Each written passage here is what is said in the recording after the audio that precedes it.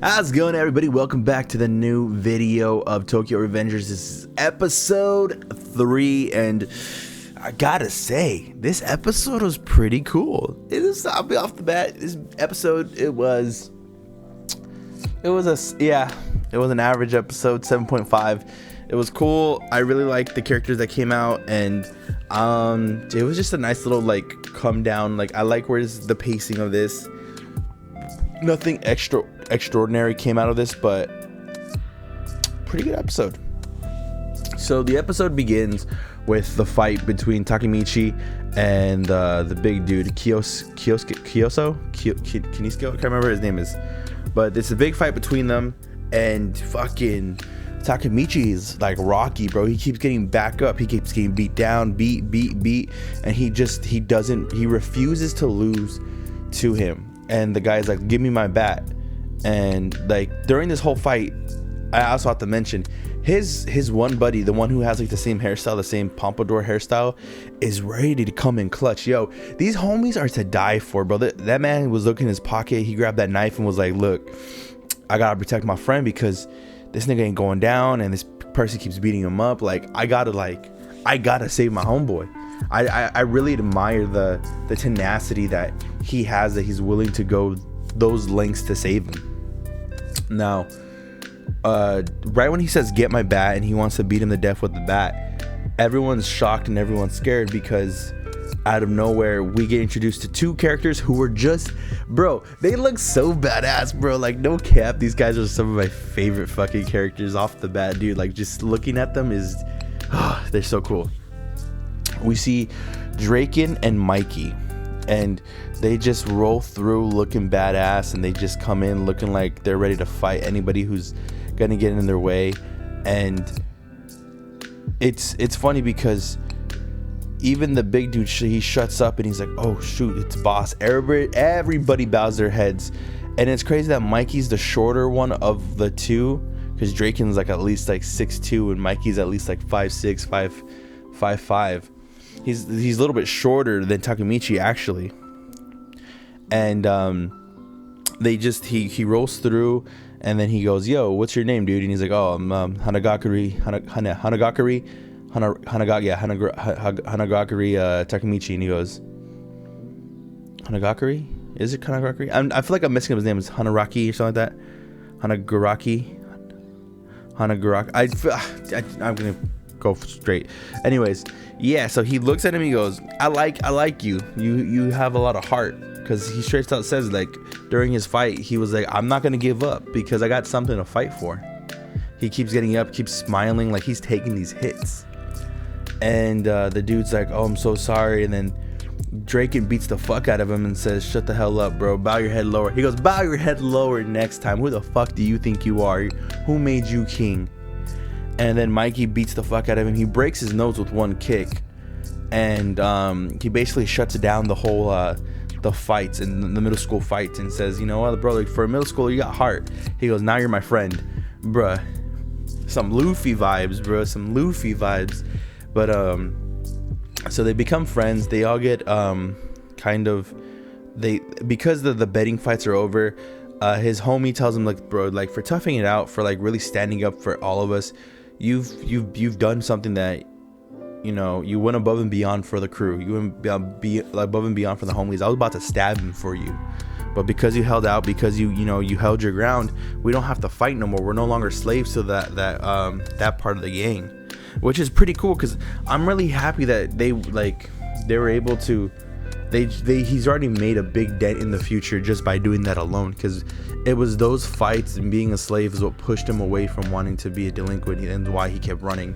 And it explains a lot too. It explains why he ended up breaking up with them and getting out of contact with his friends.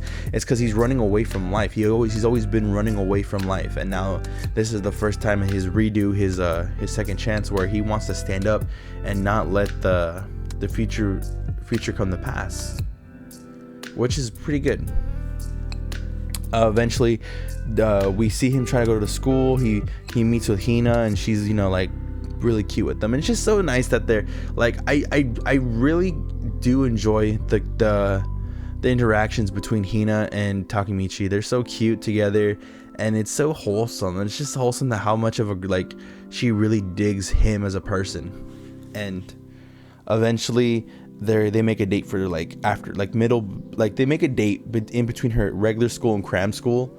But as he's in class, just, you know, trying to pay attention and trying to figure out, like, okay, so I met one leader of the gang. Now let me think of the other leader. I need to find out where to meet him, and what am I going to do with him?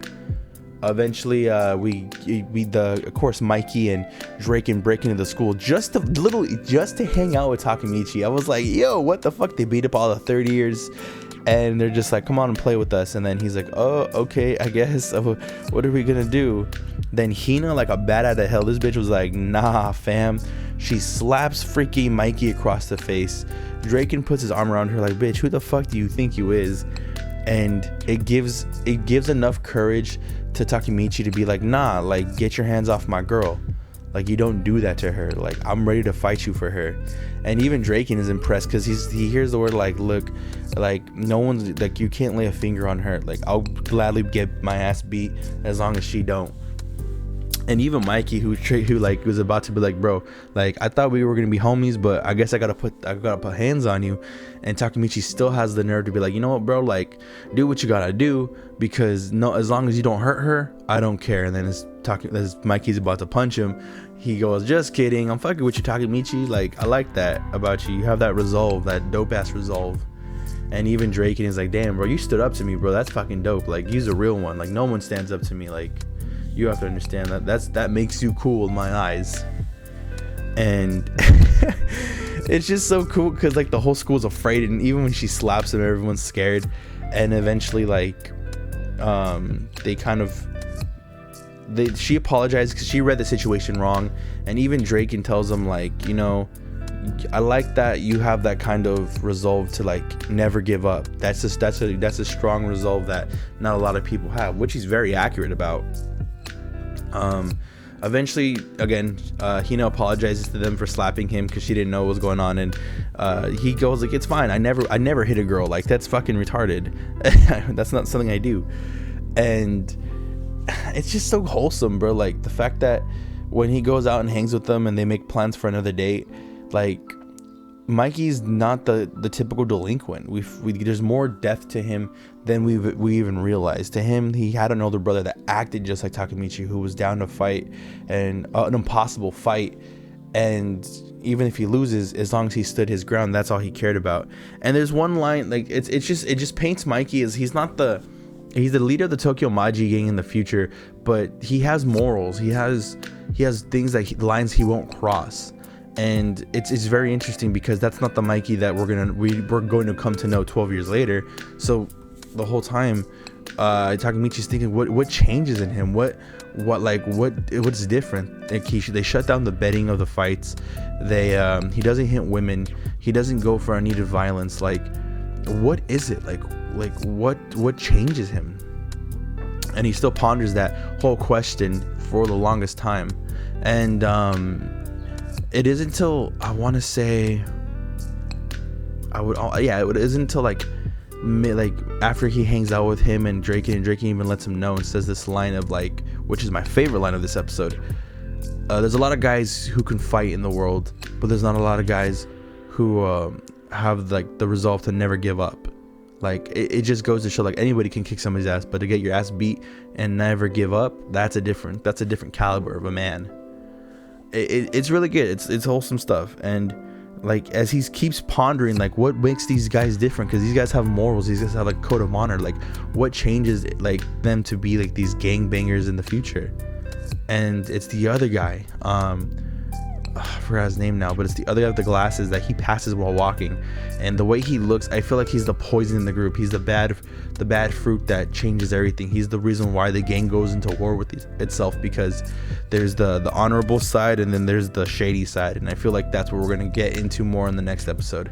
But anyways, guys, yeah, this episode was 7.5 out of 10. 7.5 out of 10. It was pretty good. It was average, a little bit above it, but nonetheless, still a phenomenal. Mikey and Draken are my favorite characters. I love Mikey's resolve. Like, I love his character. It's very aloof yet badass. It's very Luffy style.